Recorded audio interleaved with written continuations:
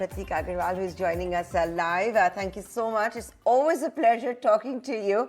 Now, if you look at the equity markets performance, boy, oh boy, what a year it's really turned out to be, right? The Nifty 50 year-to-date returns of 23% plus. The mid-cap 150, 45% plus. Nifty small-cap 250, 60% plus. And you've had the metal stocks, the IT stocks being the outperformers. As you enter the new year, Mr. Agarwal, what are you telling your clients? Are you tempering their expectations? What ideas have you got for them so they continue to make this kind of money in 2022? So, yes, we are tempering down their expectations. Valuations are sustainable, but they are not in the cheap territory anymore. The catch up to value has happened over the last 2 years. But that said, we are very positive that this will again be a positive return year, a third year in succession. We are starting the year with a lot of positive things. Macro looks positive. The forex side looks good. The fact that IT exports are now tending to be more than oil imports gives a lot of strength to forex reserves, the direction of the currency, and so on. Our fiscal position is strong. So it's a good mix of macro, which should hold the valuations. But that said, with a 15% kind of earnings increase that is expected in 23 over 22, something that the market will discount as we go deeper into the new year. I think in terms of expectation setting, we are telling our investors to expect less than earnings growth kind of returns. So 10 to 15% kind of a range is what I really expect the markets to deliver.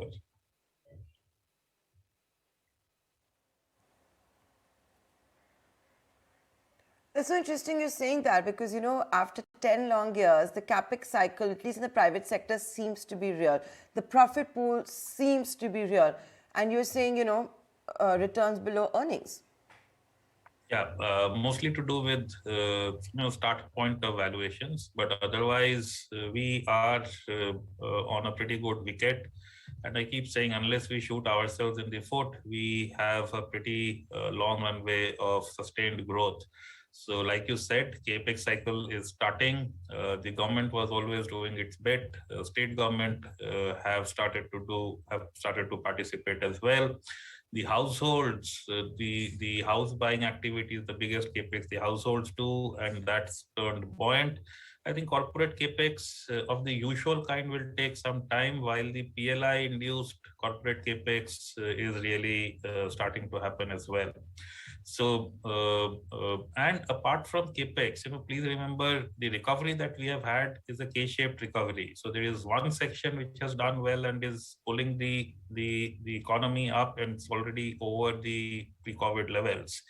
Now, as the other part, which hasn't as yet participated as strongly, comes back into the job stream, starts to get their incomes back, they will drive the consumption growth going forward. So in terms of overall macro, I think we have a pretty good story, versus many other economies, many other large economies globally. The only problem that I can see is the start point of valuations. Had they been cheap, we would have made a case for better than earnings growth. But since the start point is even maybe a tad on the higher side, we are saying, give market time to come back to its normal valuations and, expect less than earnings growth kind of returns for a few years. Soni, come. Just looking at what really the year gone by has been in terms of various sectors as well as individual stocks. And, metals clearly has actually led the charts on a year-to-date basis. I mean, the Nifty metal has surged up 67%, and that's a mighty move. But the interesting thing here is that the move in metals came in the first half of the year. That kind of performance that you saw in the first half didn't quite replicate it in the latter part. So I just wanted to understand whether or not in terms of valuations and the run-up that they have had, is the best behind us? Or because of the underperformance recently, there is a chance that metals may actually rise up further? See, metal businesses typically are valued on price to book. The start point was zero point 0.4, 0.5, 0.6 price to book kind of levels. And, yes, the stocks did very well, but now they are 1.1, 1.3 kind of a range. At this, the valuations are complete to any traditional valuer. If you even look at how M&A happens in the metal space, it happens at these kind of valuations or lower, which then means that while the earnings may stay strong, as we speak, energy prices are shooting up in Europe. For example, aluminium producers are reducing production, which has a positive connotation for aluminium prices and hence producer profitability. But what happens is, the increase in profits is all that is reflected in the stock price. The stock prices do not ascribe a multiple to such profits, because on valuations we are already full. These kind of profits are seen to be temporary, not sustainable. Now, if there is a change in view to this, and it will require a lot to change that view, only then can you see a sustained upside in metals. Otherwise, I think what will be reflected is, if you make a quarter of supernormal profits, whatever supernormal profits you have made gets added to the price kind of a situation.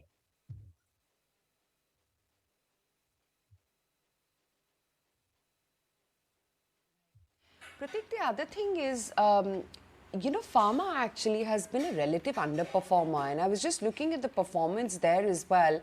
Along with FMCG, pharma has had a meager 3% move as a sector all through 2021. Now, of course, this comes on the back of an extremely rip-roaring 2020. But that said, now with the Omicron as well as the third wave, fear really looming large, and one is already seeing that there is a flight towards the pharmaceutical names.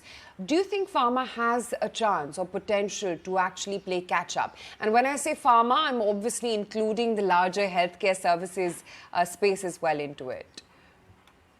No, so pharma, I think let's divide it into India branded businesses focused on India, generic businesses focused on, let's say, a developed market like the US, and the API manufacturers. In the first round, it was the branded generics and the generic exporters which did well. In the second round, it was the API guys who did very well. The regulatory oversight, the pushbacks are coming back for the guys focused on the Western market, and that's a risk that is difficult to quantify and price. So you can have only as much exposure to that part of the pharma value chain. I think a space where growth would be stronger, where profitability is returning on account of China plus one or whatever factors, on account of PLI support as well, is the API space. For people who are focused there, who have survived the great carnage of the late 90s, early 2000s, are in a good position. So in the pharma space, I think I would focus more on the API part. Yes, it has its commodity character. Prices may move up and down a bit, but that I think will have to be taken in the stride. This is a part which may deliver much better earnings growth, much more sustained manner over next few years, without as much of regulatory issues.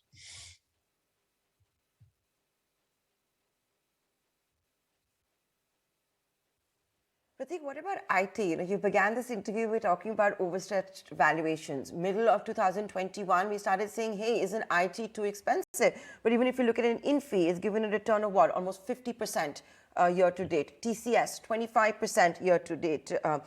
Tech Mahindra, 89% year to date. And with the new uncertainty that we have in thanks to the new COVID variant, etc., how should someone look at the IT sector? And I'm not even getting into the mid-tier companies. I've only mentioned the top tier ones right now. No, so IT, when the year started, had a different combination that was being presented in front of fund managers and research analysts. See, last year meaning 21 was a great year for IT businesses. They cut costs while the business outlook remained strong. 22 was theoretically a year where costs would have come back. Markets would have opened, people would have come back into offices, travel would have started, and so on. Now, because of the virus, because of various reasons, I would say costs didn't come back to the same extent. And on the other hand, beginning of the year, people thought 14-15% growth in sales is good number to look at. That outlook kept on getting better and better as the year progressed. So much so that somebody like an Accenture comes in and talks of a 22 kind of percent growth for the future, which is very, very strong for a business of that size. Now, the challenge in IT is that, cost didn't come back this year, but will they not come back next year? For how long can the growth of close to 20% or so, above long period average growth, continue? Because ultimately, it is an expense item for the company. They allocate a certain number. They can increase it for a year or two. It won't be forever. So that is where the challenge for IT comes in. But as we speak, it is very, very strong. It will continue to be strong for a year or two at least. That is what we are gathering. Even somebody like us who were not invested there are invested in IT at the present. In IT, the other section, which is the online businesses, I think the going gets better for them as well. The longer people stay at home and work from home, the better it becomes for such businesses as people's habit change in a much more sustained manner. So that is something that we have to take in a stride. IT, by the way, has lot of rub-off on other sectors. It's now 8% of GDP. So look at it this way: one of the largest part of India's GDP, and forget agriculture and all of that, would be growing the strongest. 15 to 20%. It's a labor-intensive and relatively higher-paying labor-intensive part of the economy. The space would employ over next 3 years what it did over last 7-8 years, kind of a situation. So the income effect that will happen from IT, and they retain nothing, it's paid off as wages, some bit as expenses, whatever profits are there is paid off as taxes or as dividends, with less than 10-15% retained in the company itself. So the multiplier IT has on the economy now, with its large presence in the economy, is going to be more and more felt as we go forward. And that does feed into our outlook for next year. It has multipliers for consumption part, it has multipliers for real estate, both commercial and residential, and what goes into it.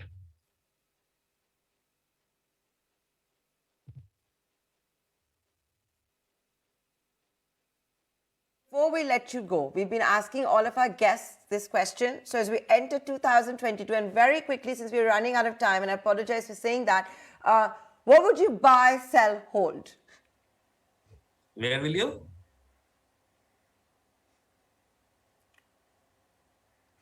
What will you buy? What will you sell? What will you hold? Yeah. So 22 in many ways is a continuum of 21 with the same themes continuing into 22. So PLI, China plus one, etc., etc. I think the two spaces which may come back in a stronger manner is one, consumption, consumers. So they got hit by inflation in financial 22. As we go forward, inflation gets addressed, margins may expand for this space. And well, like you said, they have done very little this year. Maybe the next year would be better. So that is one space to look at. We are looking there. It's always been a 20 odd % plus exposure for us. The other space is financials. I think as COVID situation retreats to the background, as the regulatory changes gets digested over the next 1 quarter or so, and as the NSE and LIC issues are behind us, the rest of the year, should prove to be once again a comeback year for financials. They have had a pretty not so good year in terms of return generation. So those are the two spaces to look at least to my mind. Spaces to avoid is commodities, metals, and I did make a case for that in the earlier part.